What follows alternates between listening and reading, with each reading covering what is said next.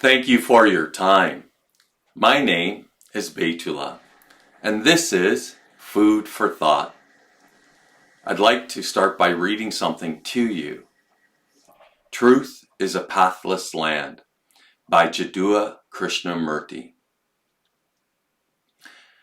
I maintain that truth is a pathless land, and you cannot approach it by any path whatsoever, by any religion, by any sect.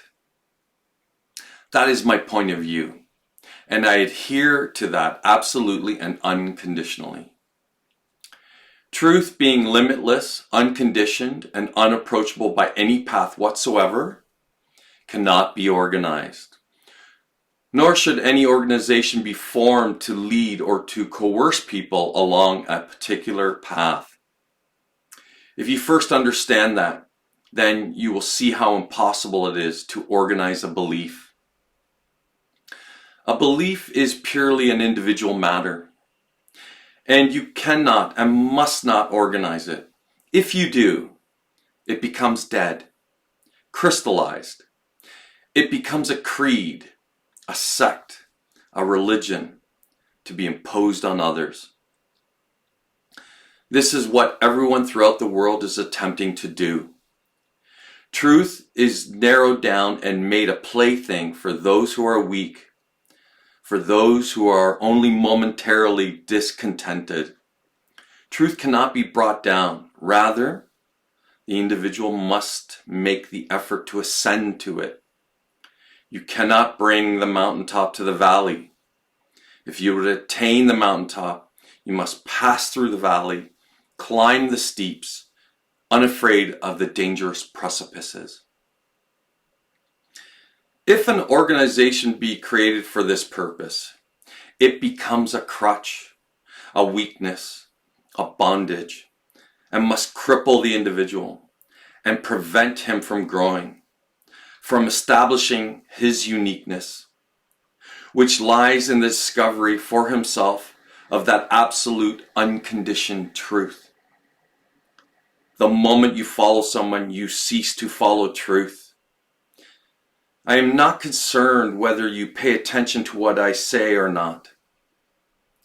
I want to do a certain thing in the world, and I am going to do it with unwavering concentration.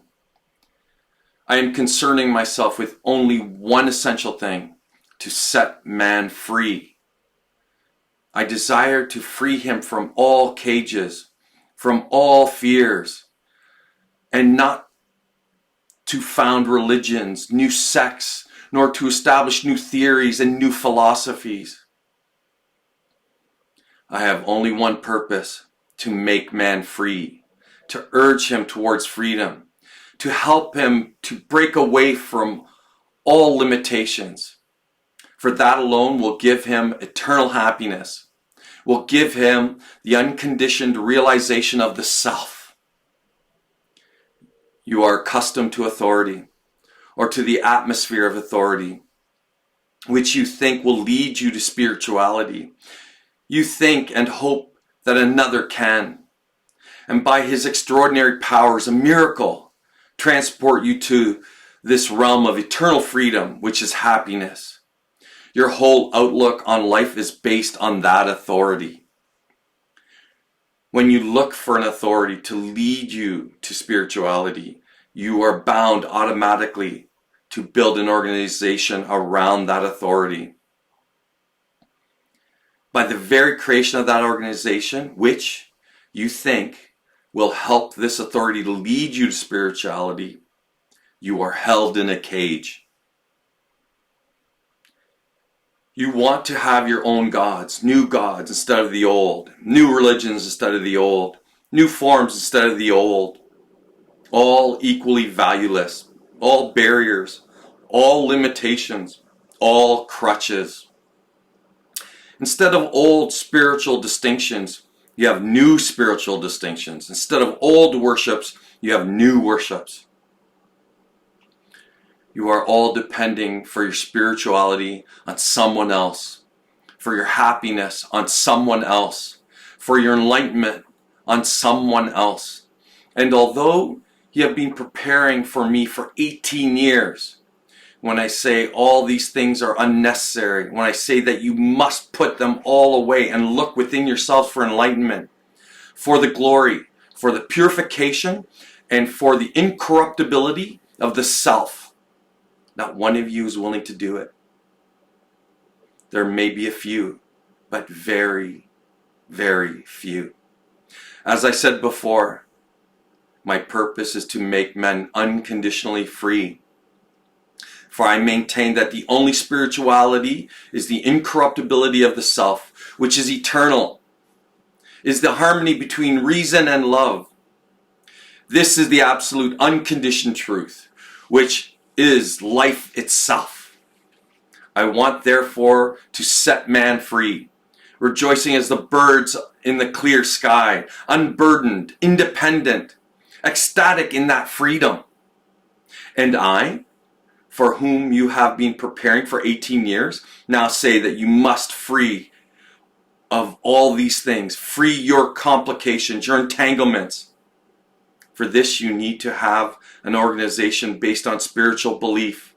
Why have an organization for 5 or 10 people in the world who understand, who are struggling, who have put aside all trivial things? And for the weak people, there can be no organization to help them to find the truth, because truth is in everyone. It is not far and it is not near. It is eternally there. Organizations cannot make you free. No man from outside can make you free, nor can organized worship, nor the immolation of yourselves for a cause make you free, nor can forming yourselves into an organization, nor throwing yourselves into works make you free. You use a typewriter to write letters, but you do not put it on an altar and worship it. But that is what you are doing when organizations become your chief concern. How many members are there in it? That is the first question I am asked by all newspaper reporters. How many followers have you? By their number, we shall judge whether what you say is true or false. I do not know how many there are. I am not concerned with that. As I said, if there were even one man who had been set free, that were enough. Again, you have the idea that only certain people hold the key to the kingdom of happiness. No one holds it. No one has the authority to hold that key. The key is in your own self, and in the development and purification and in the incorruptibility of that self alone is the kingdom of eternity. So you will see how absurd is the whole structure that you have built, looking for external help, depending on others for your comfort, for your happiness, for your strength. These can only be found within yourselves. You are accustomed to being told how far you have advanced.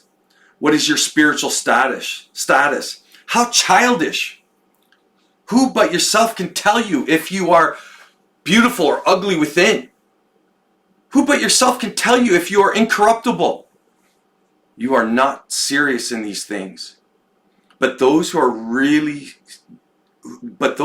desire to understand, who are looking to find that which is eternal, without beginning and without end, will walk together with a greater intensity, will be a danger to everything that is unessential, to unrealities, to shadows.